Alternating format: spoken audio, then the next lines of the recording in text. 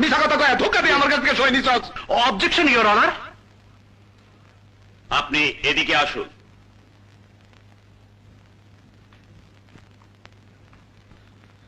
আপনি কথা বললে আপনার উকিলকে কথা বলতে দেয়া হবে না।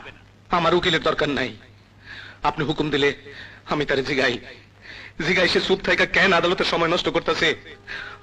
আমার হাতে সময় খুব কম হুজুর, হাসপাতালে আমার স্ত্রী মৃত্যুর সাথে লড়াই করতেছে। আমি এর বাপ কিনা সে কথা জিগামো না, আমার স্ত্রী তার মা কিনা তাও জিগামো না। কার বুকের দুধ খেয়ে সে মানুষ হইল, কার পিঠে চড়ে সে পাঠশালায় গেল, আমি কিছুই জিগামো না। কেমনে জিগাই? কোনদিন খোঁজ নিয়ে এসে দেখছে তারে শহরে রেখে লেখাপড়া করাইতে দুইটা মানুষ কতদিন না খায়া থাকছে? দুইটা মানুষ রাত দিন খাইটা একটা দুইটা করে টাকা কেমনে জমাইছে? তার পরীক্ষার ফিস দেওয়ার জন্য শরীরের রক্ত কেমনে বেচছে?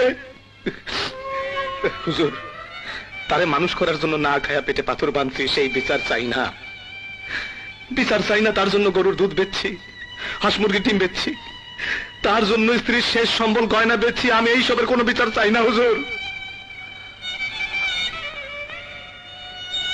আমি চাই আমার ওই জমি, আমার আর কিছু নাই হুজুর।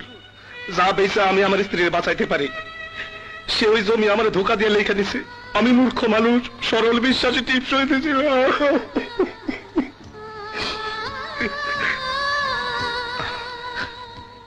এই যে জনাব, আপনি কন আমি যা কইছি তাকে হাসান মিশা কন? বাবা? কে বাবা? মিশা কথা, আমি আপনার বাবা না, আপনি আমার ছেলে না।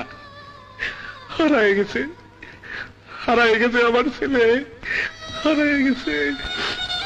হুজুর, তারে আমার জমিন ফিরাই দিতে কন। ওই জমিন বেচে আমি আমার স্ত্রীর চিকিৎসা করাবো। এই দুনিয়ায় আমার স্ত্রী ছাড়া আর কেউ নাই হুজুর, আর কেউ নাই। আমি দোষী, আমি অপরাধী হুজুর। হ্যাঁ, আমি মিথ্যা বলে বাদনের কাছ থেকে টিপস নিচ্ছি হুজুর।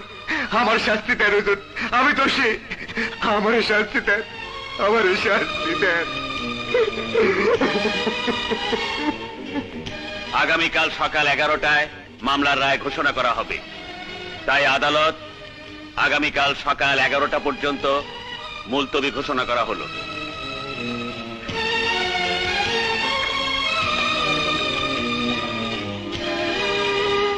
বাবা, মায়ের কি হয়েছে? তার দুইখান কিডনি বিকল।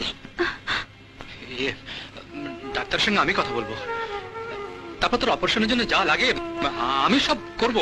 না না না, কারো সাহায্য আমার দরকার নেই। আসি।